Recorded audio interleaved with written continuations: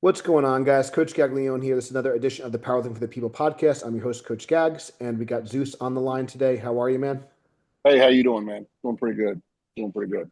Good. So I think the first time that I think we kind of crossed paths in person, maybe one of the Arnolds, maybe like 2 years ago or so. I think it was maybe the first Yes. time. Yeah, it would have been Um, 20, well, I guess 2024, right? It would have been Arnold 2024. yeah, so maybe it's tough. Time is like always Yeah, like yeah. messing us together. But yeah, Yeah, maybe yeah. a year and a half or whatever or so ago. And I know like I definitely was like aware of you and your team, and it's definitely kind of interesting because as like a jumping off point we could talk about because I think that like when I kind of got started powerlifting in the early 2000s, like the Arnold, the WPO, it was like a very like premier meet. And then for a while, XPC was like a really kind of, I don't know if proving grounds is the right word, but it was a lot of great lifters. I don't know if you ever followed like JP Carroll and like I used to train with one of my training partners with Dominici. I don't know if you ever followed him. Like he was a big Mm. 900-pound squatter and stuff. But anyways, uh, a lot of people went through a lot of like top raw. We had like Bam and Burr, obviously Larry Wheels, Yeah, James yeah. Maddox. We had like a lot of people kind of, and then like slowly over time, that meet, we started to have more meets like the Ghost Clash and The American high Pro, profiles. Yeah, what and a lot of the untested side started to kind of disperse a little bit. But anyways, before we kind of get into all that, because we were kind of chatting about the ABS meets, a little bit of background, who you are, where you're from, and then maybe just a little quick, like, whether it's Iron Cred or just your background, like in powerlifting for those um listeners. yeah, so I'm Zeus, Zachary Zeus Smith. Instagram is the Voodoo Viking Zeus. I'm from Virginia Beach, Virginia, Norfolk, Virginia. Born and raised both those cities. Um, I've been I currently own Flex Gym. I've been going here since I was 13. Nice. This is my high school job. So we talked about introduction to powerlifting. I got introduced to powerlifting in 2001 when I came into these doors. And powerlifting here was what you would expect from an old school black iron gym where we did not have other platforms in the city at the time. Um, I just lost you for a second.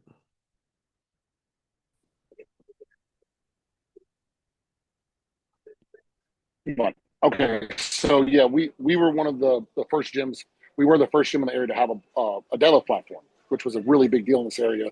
But my introduction to powerlifting was, you compete whether it's sanctioned or unsanctioned. That was powerlifting. Like you could compete at a local gym meet. You can compete USAPL or 100% raw or something, but you would wait for it to come out in one of the magazines to see the numbers. You didn't have that instant gratification of open powerlifting but that's just how I grew up. And once social media and open helping and all that stuff made it so you had that instant gratification, you could see the lifts. Now everyone has an opinion. Back then, you didn't have an opinion, and you just saw what was in the magazine. You got it in the comp. You got it in the comp. You know, that was it. You couldn't argue with anybody. You had nobody to call. If you looked up a number, you'd lucky if they answered the phone. Um, so as we powerlifting was what we used, as I think most gyms back then, and most sports, football kids, wrestling, we use that as our strength training. As just for your regular sport. So it wasn't, are you going to powerlift? That's how you got stronger.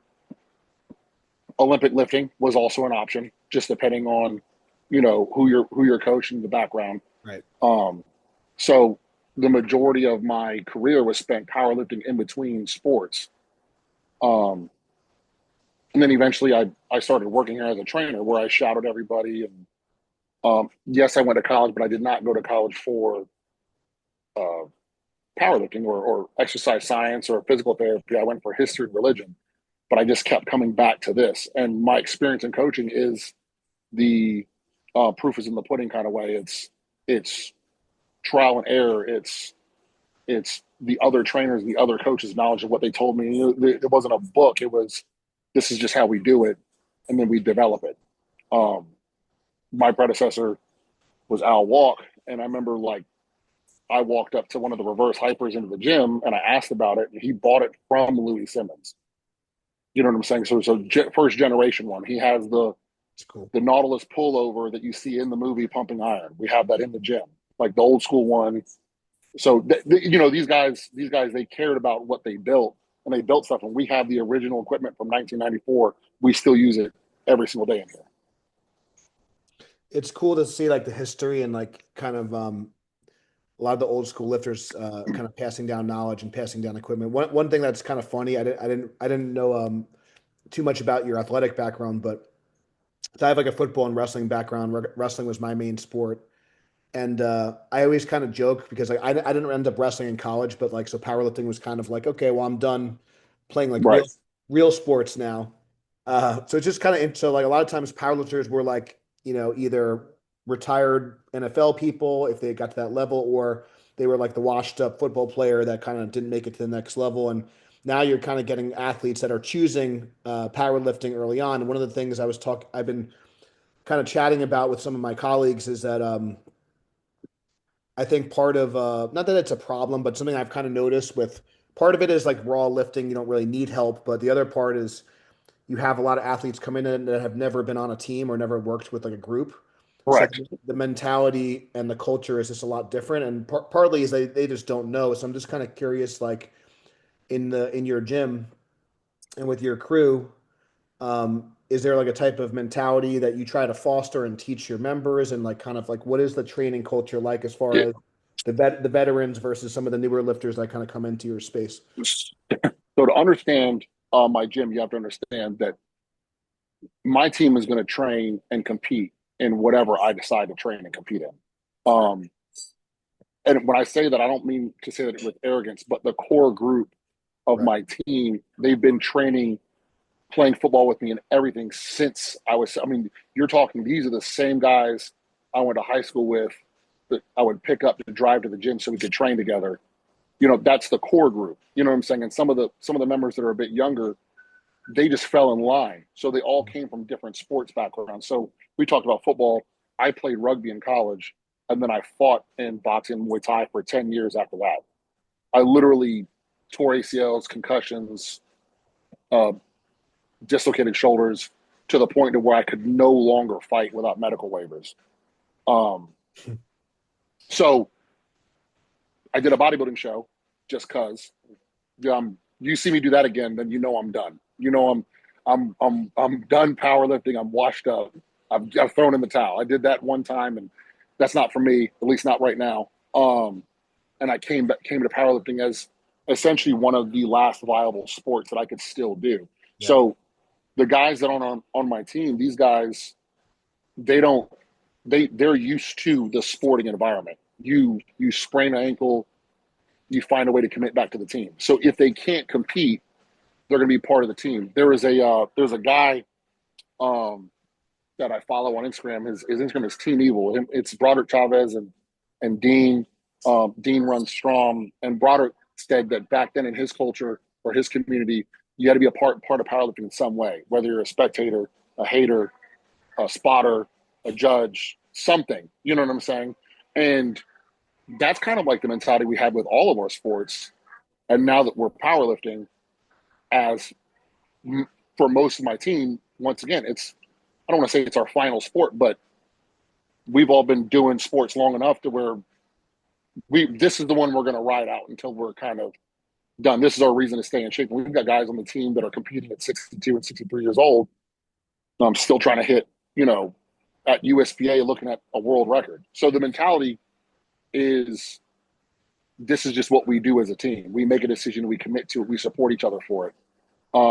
Because we know how much goes into a prep. And it's not, people say, and I don't like it when lifters get on Instagram, they downplay the amount of time spent.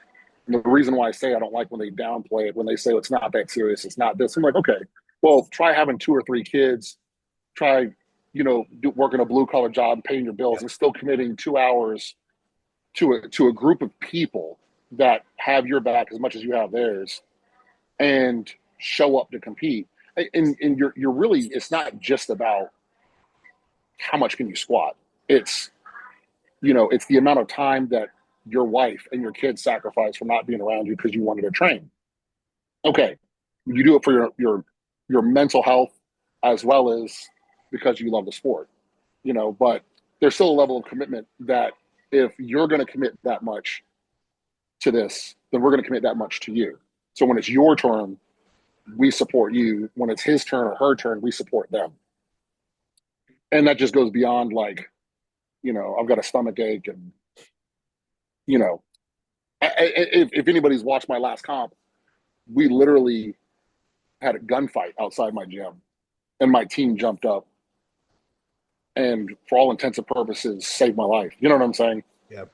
So they spotted me here, and then turned around and flew out. I don't know if you know, there's one guy in the video, that's Kevin, and he's standing next to me. He's standing next to me in the video out here, and then it pans over to him handling my wife and myself at ABS. You see what I'm saying? So it's just a group of people that have your back regardless. You commit to them, they commit to you. Yeah, I think that's something where I found, so like when I first started competing in the earlier 2000s, 2006 was my first meet, and um, at that time you had to like kind of seek out. You kind of mentioned 100% raw. For me, around me, it was more Yeah, WNPF.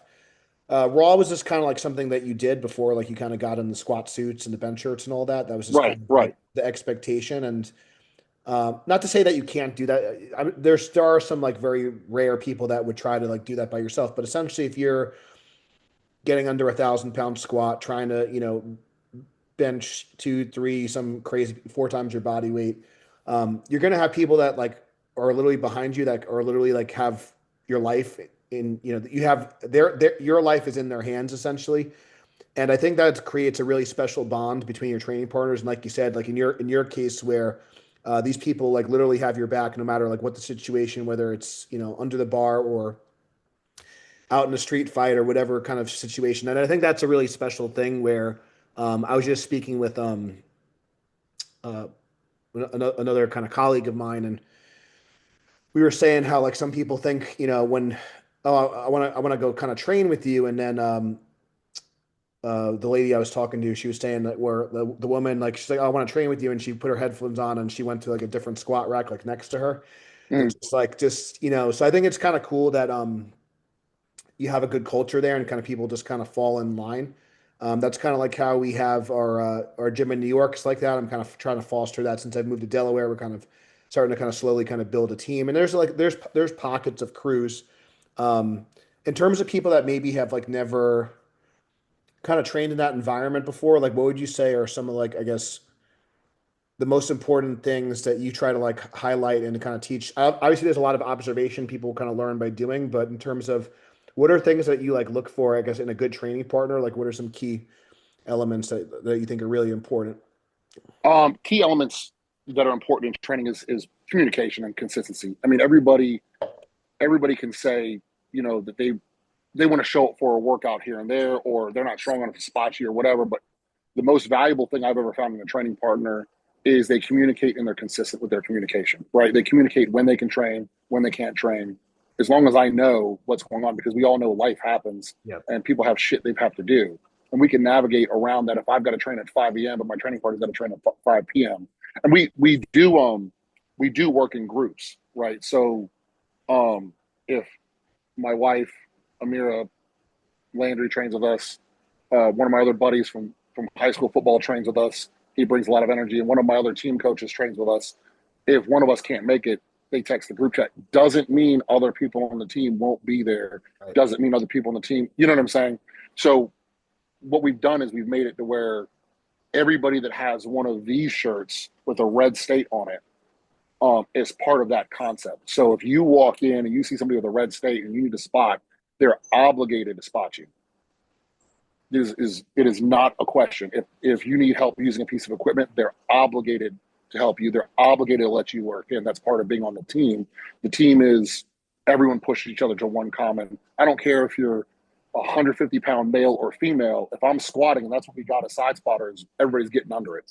You know what I'm saying? So what you're looking for is in the training partner, obviously, for most people, if they don't have an entire community to draw from, is you want consistency. You want someone that can consistently communicate what they can and can't do, and when they can and can't be there. Because nothing's worse than planning to work out and you've got a big bench day and you got to pick random people from a potential commercial gym or a potential niche gym or whatever that just doesn't have people that are on the same level or Yeah. have the same knowledge of how to give a lift off for somebody in in a shirt when they're benching heavy. You know what I'm saying? Or if you need to do a 3-man lift off or something like that, they don't even know where to start, Yeah. let alone how to spot it. You know what I'm saying? Or what could potentially happen. Whilst you go to the right community or the right gym, everybody in that gym is going to at least know to some degree what they can and can't handle.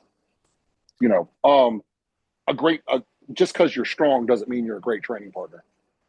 Yes. Yeah, you know, gotta know where your limits are too. Like not just in how strong you are, but in the advice, the kind of advice you give to somebody. You could have somebody that's awesome and push somebody to testing their 1 rep max on bench, while their coach is like, "The hell are you doing? You just tore your back." You know what I'm saying? Well, they have a great training partner, but are they really? Because they push them all program. Right. You know, yeah. So, like I said, the consistency and communication. Can you guys communicate with each other, and are you consistent? Yeah, I think like you said, I like the communication. I think is really important. That's one of the reasons why we're having this kind of long form discussion now. And I think it is a big difference between like a cheerleader and a hype man is great Yeah. sometimes, but do you have someone that's holding you accountable to a certain standard? Do you have someone that's going to be like, hey, like maybe don't take the next jump, maybe shut it down. You know what I mean? That's like not Right. Right. that's not like holding you back. That's like, hey man, I don't want you to like mess yourself up because you got to make it to the meet healthy. And I also think to what you were saying, like as far as sometimes someone might not be the strongest lifter, but maybe they have a really good coach's eye. Maybe they're really good at wrapping knees, or you said like a handoff. So everyone's going to have different skills and strengths and weaknesses. And I think that's what's again really great about having a team is you could have certain people that are Absolutely. really really good at certain like jobs. So um, Absolutely. I'll bring up he's actually one of our coaches, Kevin. My better squat days and my better deadlift days are when he's there, not because he's spotting, because he's giving honest feedback. yeah, You know what I'm saying? Or we have an awesome meet director. She was with SPF for a long time. She was the general manager of another gym that closed, unfortunately, a few years back, Stella. And she's been in gear lifting, she's been raw lifting, all kinds of stuff, all up and down. And she is also a judge that gives absolute honest feedback. She does not. She's an old school lifter. To give you an idea, I walked into the gym at 14 and I saw her benching 315 pounds, and I about shit myself because I'm like, who the fuck is this girl? You know what I'm saying? And now she's here as one of the people that's helping push me. I mean, she's competing X Factor coming up in the next couple of weeks. So she's still at it. She's still going at it. You know what I'm saying? But she gives that honest feedback. You know, and that's where I'm at is more important than having somebody work out to hype me up. I don't need a hype person. I don't need a motivation person. But a newer lifter might need that hype person, that motivation person. You know, they're still enjoying like the social aspect of it, which is important. Competing against each other is important. Eventually, that stops, and you evolve to the next level of, well, I'm competing for nationals. I'm competing for this. I need this total. I need this record. You know, but it's supposed to evolve. It's supposed to evolve as your lifter evolves. yeah. So kind of going that was great. And like I said, I didn't know. Like I said, it's cool like learning a little bit more about your gym and crew because I think that's something I'm really trying to like kind of promote. Is just kind of more people working together. So just kind of switching gears into like just kind of more of the competition scene.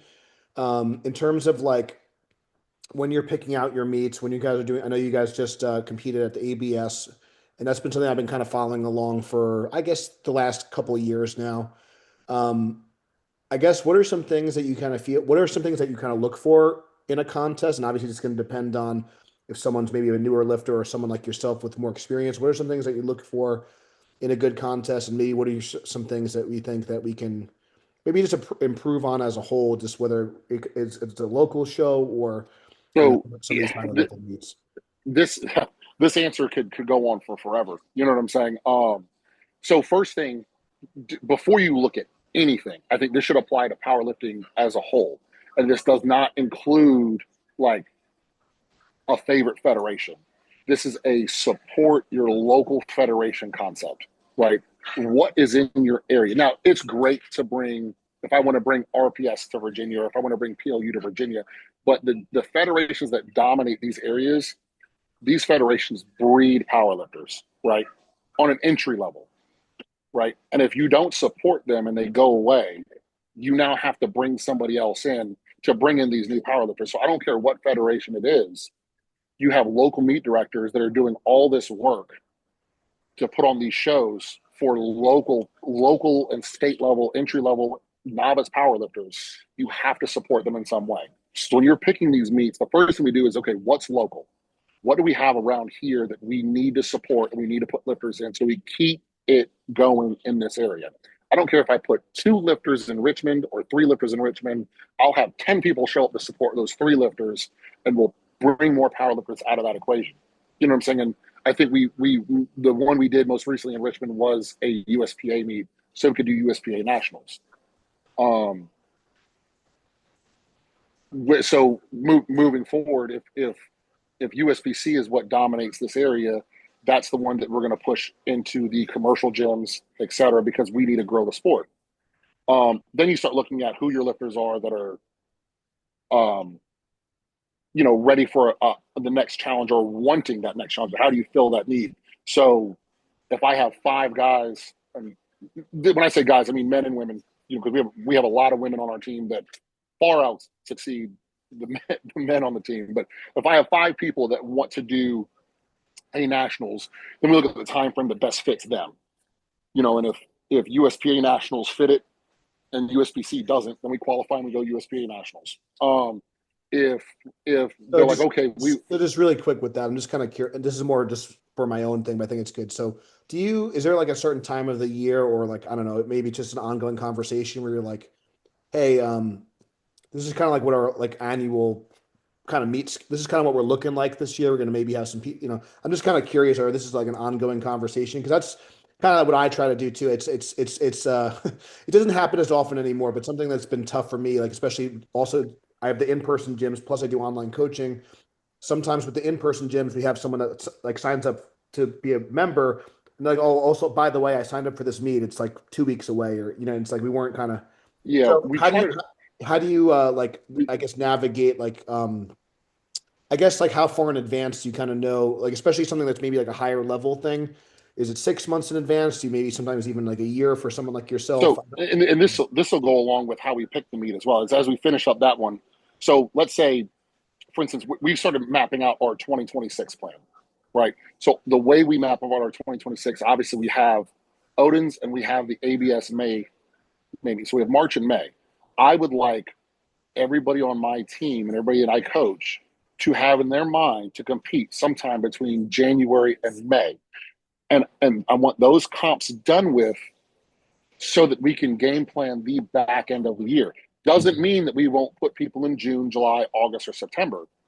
It just means that the sooner you get your first comp and your game plan out of the way, your first comp of the year. If it's your first comp ever, we'll put you somewhere that makes sense for your first comp ever. If you want a spectacle, we'll put you in our Owens comp because we're planning on doing 3 days. It's gonna be a lot of fun. There's drinking, there's food, there's all kinds of stuff. It's like a wild party in here, as far as like a powerlifting party. But if you want USAPL, then we'll look at USAPL schedule. We want to get it done with early in the year so that when we're looking at, okay, do we want to go overseas? Do we want to go whatever to a nationals? And I think that's what we did this year. We looked at USPA nationals and we saw that it was in Pittsburgh, and we have a lot of people that wanted to go to Pittsburgh, so we had to qualify earlier and then go land Pittsburgh. You see what I'm saying? Yeah. Um, so I would like everybody to get their comps out of the way by the end of May. And if they don't, that's absolutely fine. It's just if we can give you 3 months to train for a comp, that would be ideal. It gives us room to, because my powerlifters kind of stay in some type of season. Doesn't mean that they're powerlifting for peak at all year round, but it does mean that the training is still tough year round. So we can switch into 6 weeks out. If you want to do a comp, we can do that, especially if you're somebody that has that extra edge or that extra drive to keep pushing. But ideally, I like to have a 3 month window because it divides the year up into 4 sections, right? So we can do 3 months here, take 3 months to build, then do 3 months for another peak, and we still have 3 months in the year to shut it down and build up some more. It's just a nice way to cut it up. Yeah. That's it. And we have we're a huge military town, so we got to navigate the deployments and stuff like that. So that 3 month break or that 3 month of a prep kind of makes us where if you leave for a couple of weeks during the middle because you have a quick turnaround, it doesn't mess up our prep. No, I think that's great. I think that like as you, especially as you get more experience, you get more mileage on you. I think that you need like longer time to kind of plan and just kind of make sure your body is like, is your body even ready to do like a, a 3 month peak or a 2 month peak or whatever it is? Are you like Correct. where are you at with the starting line? And the other thing I just wanted to highlight too, because I think it's important. So in this kind of day and age, um, you have a lot of coaches that like some people like myself like kind of do a little bit of like I call hybrid where I have a lot of in-person work, but also you have some people that only like kind of work with people online. You have, people that kind of own gyms.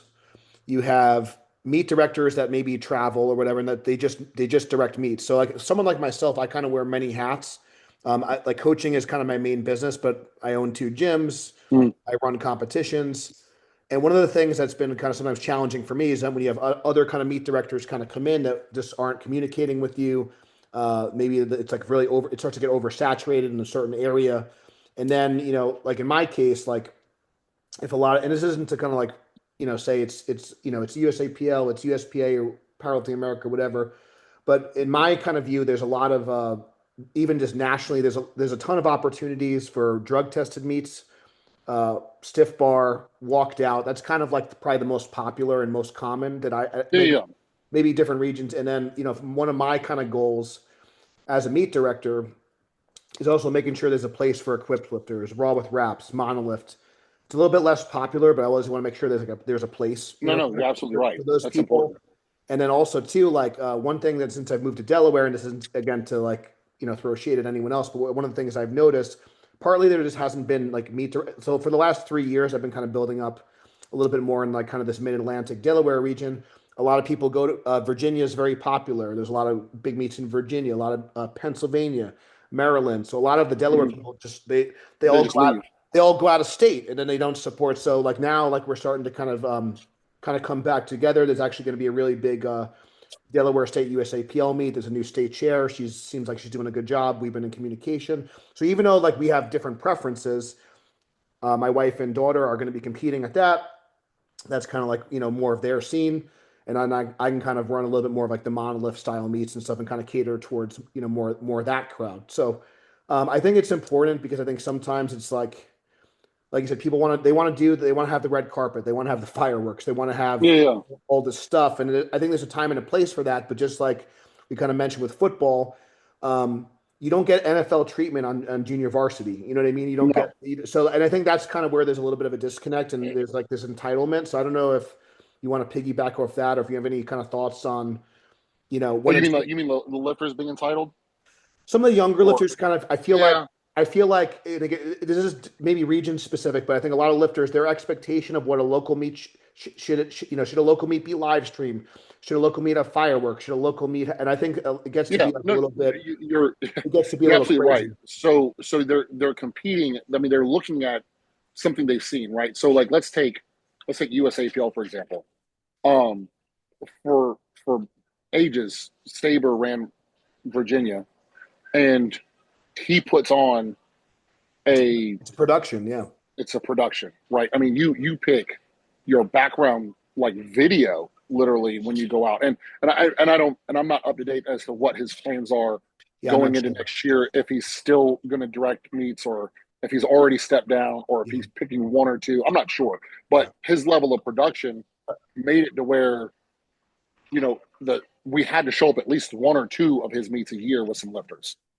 You know what I'm saying? Um, and the gym he normally does it at locally is a great gym to grow powerlifters because it's not 100% commercial, but not 100% niche. You know what I'm saying? Um, so you take that and then you come over to um, a different federation that doesn't have the same production value, and you get the lifters like, oh, this is not how it's supposed to be. When the lifters themselves don't have the experience or the knowledge of what these different federations bring to the table or why you do them.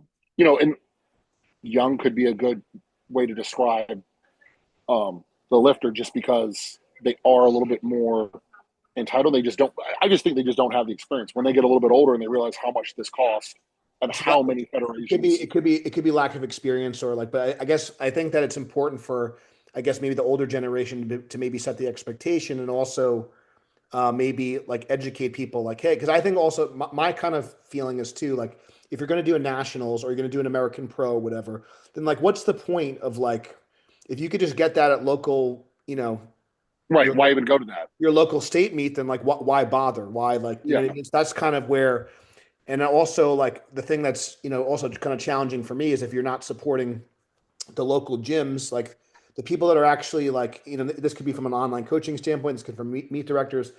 If the gyms aren't able to keep the lights on, and it's not like what I mean, like they have to, all these their money has to kind of come into these So I think facilities for these things to kind of like to your point.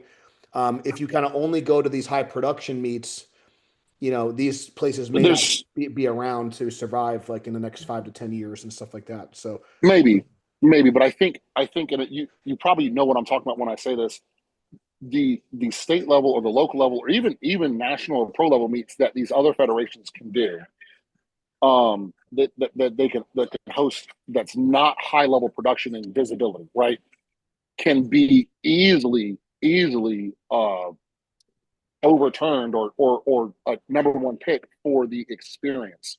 You see what I'm saying? So what we're trying to do, like what we'll do for Odin's, we just posted this morning, Odin's Fury, um, artwork and the prep, the competition. We just officially put out there the dates. It's been on the USBC site, but when you come to Odin's, you're not just showing up and being like, "This is just powerlifting." Like I said, it's going to be a whole different experience. You're going to see the powerlifting community. You're going to see the local community. We bring local businesses in. They're doing food. They're doing drinks. They're doing coffee, cookies, whatever. We got tents out back. We got vendors. We got. It looks like a miniature sports festival it's cool. inside of a gym. And like I said, you'll walk around and you'll see people chugging beers and having a good time and hanging out in the gym, which isn't, I'm not saying is required, or even preferred, but I'm just saying like the atmosphere and then the treatment from my expectation from the USPC judges is to treat the lifters with a certain type of I don't want to say respect, but just like treat them well. You know what I'm saying? Yeah. So if we're not going to put smoke and flames, you're still going to go and it's going to feel like that Shabuzi song "Tipsy." You know what I'm saying? Like you're just hanging out with a bunch of buds lifting heavy ass weight and shouting and yelling, and not to mention half my team will have face paint on and all kinds of stuff. So you're like, okay, this is an experience. It's not something you see normally. Um, one thing, and I've yet to do an RPS meet, but some of the RPS meets I'll see, I'm like, holy shit, that looks like it's a lot of fun. Just with the energy itself, and it doesn't cost anything to bring energy. You just got to have the right community.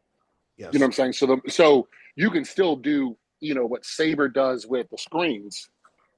You can do with energy, and you can have the best of both worlds just at two different styles.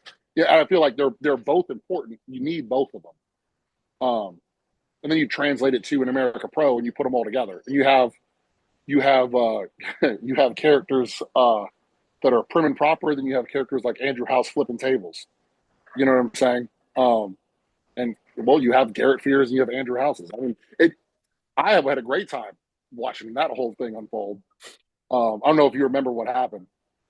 Yeah, bits. I try not to get sucked into too much of some of the drama and theatrics and stuff, and Look, man, different from things. a lifter standpoint, I saw that shit happen. I was like, yeah, I want to go lift some weights now. This is good. I'm in the right place. But I do think so. This is a good segue, and then we're gonna have to. We'll probably need a part two because this is a good conversation. But I do want to start to kind of wrap things up um, to ABS because Yeah, yeah. I think one of the things with ABS again, people might have an opinion on certain people's candor and style and stuff, but I want to kind of get into some of the positive things and some of the things. So I don't know if I get you kind of mentioned it. You did some fighting and stuff. So I've always been an MMA fan. Love him or hate him. I'm a New York guy, wrestling guy.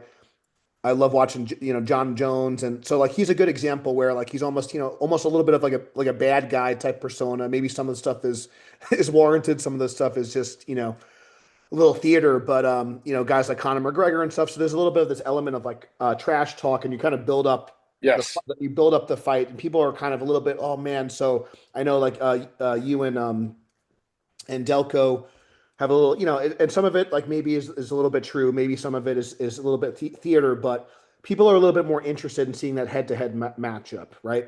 Right. And I think that's something where powerlifting gets missed. And I think if giving credit where credit is due, I think like IPF and Sheffield and stuff, like really kind of highlighting who's forecasted to win, what are the battles. Yeah. I think they do a really good job. Like recently, we had SBD, the powerlifting community had SBD Austin. So you had, who is the pound for pound king? Joey Bornstein, new up and comer, or Austin Perkins. So like and it's going to be a pound for pound thing. So something like that, it starts to be really interesting, and then people start talking about it, and they want to kind of tune in and see. Obviously, we don't need to get into all the opinions of it, but like Colton and John Hack versus Sleeves, that would have been like an amazing Yeah. viewer experience. So it doesn't look like that's going to happen at the moment, but again, it's like, um, If people talk enough trash to Colton, he might just cave and do it.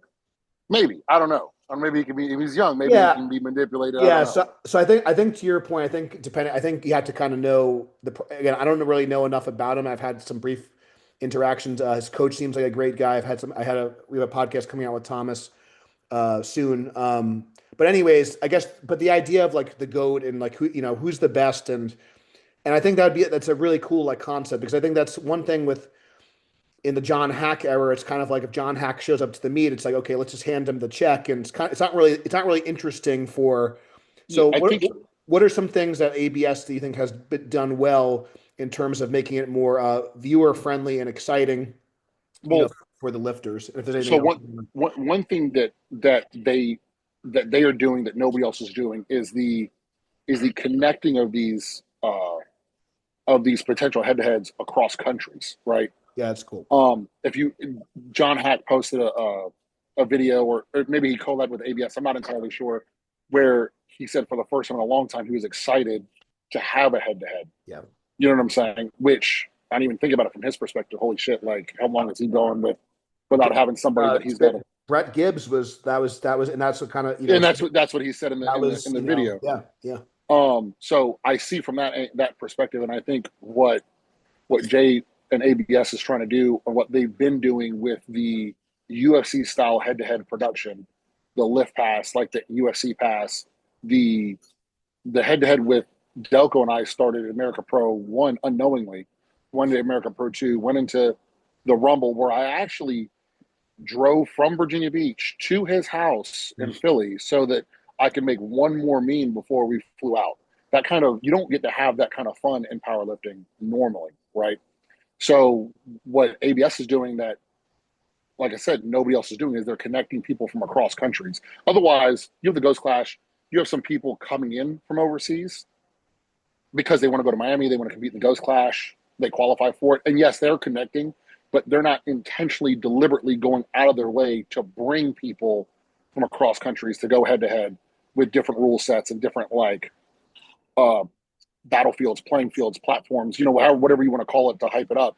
But then they're hyping that up in a different way. And I think that while I understand the money thing that Colton pitched, I understand the money thing that many lifters pitch, the long term picture is, if ABS is only taking 12 guys from here and 10 girls from here, they're not affecting the general production of the federations in the US. That's not the goal, right? The goal is to put on this show. It's a show. Yeah. You know what I'm saying, that you can sell. I think sometimes ABS gets caught up in the shit talking. You know what I'm saying? Especially with the standards and stuff like that.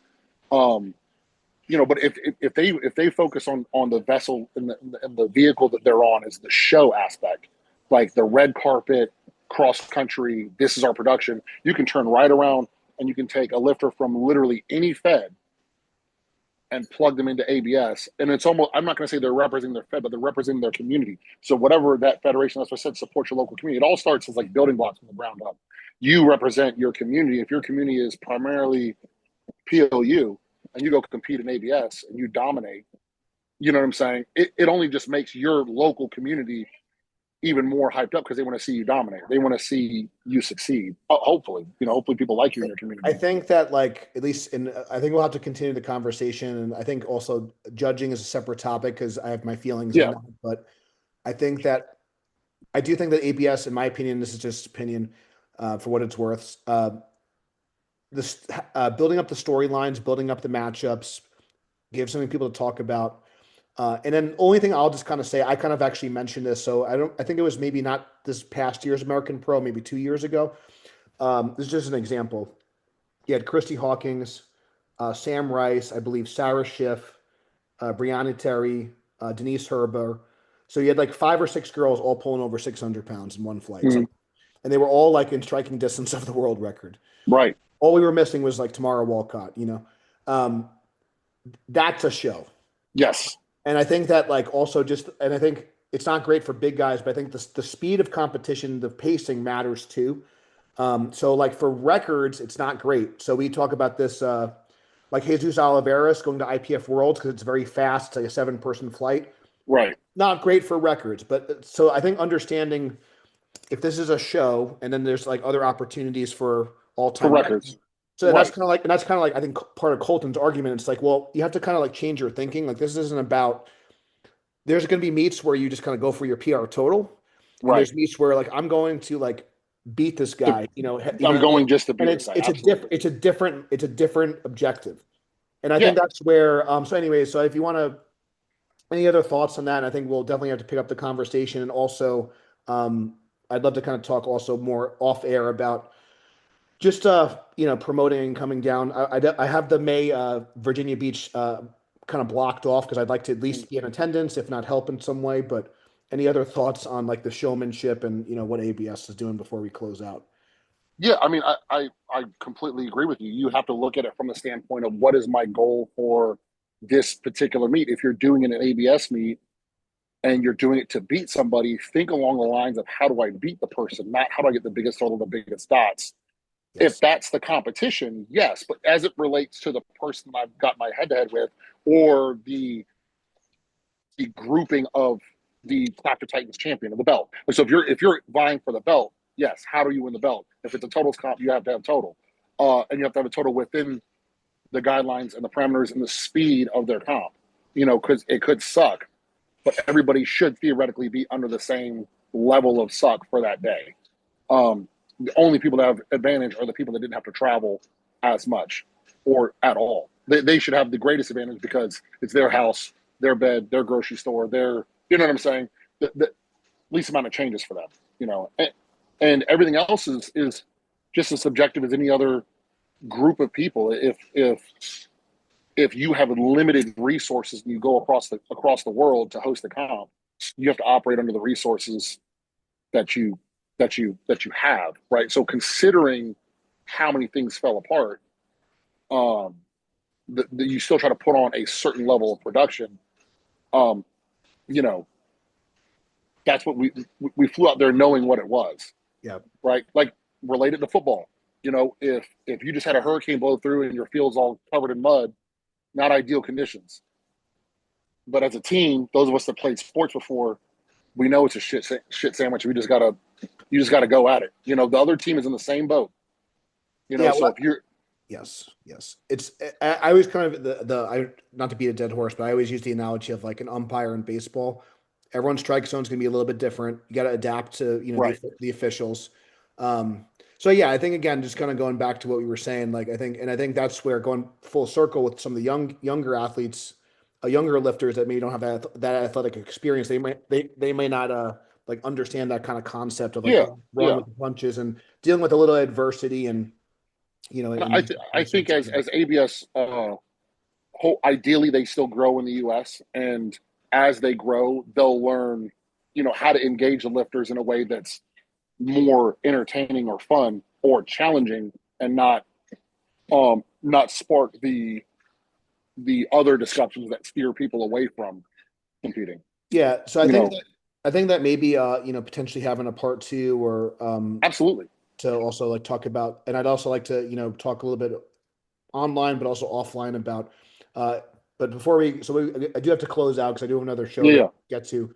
Where can people find you? And then if you want to put any information about the Odin's meet, also the Virginia, I don't know if it's called Virginia Pro or something else, but the ABS. So the Odin Street, so they can find me. If you have Instagram or Facebook, Flex Gym VA, and that'll lead you to the business page, which will lead you to me.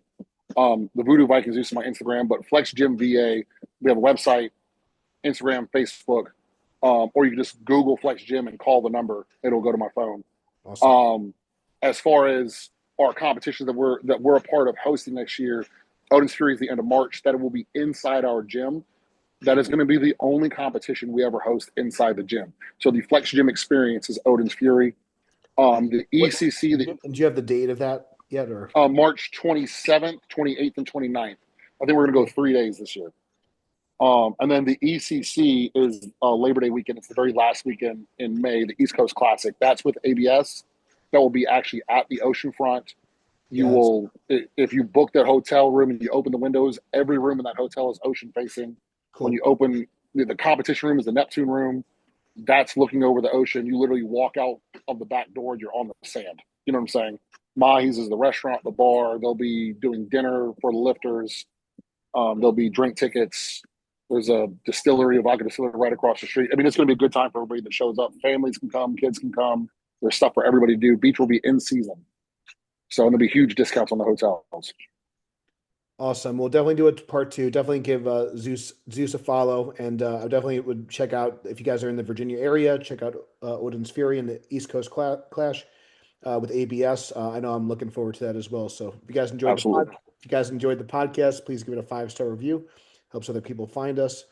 And until next time, stay strong, and we'll see you soon. Appreciate your time. All right, bro. Okay.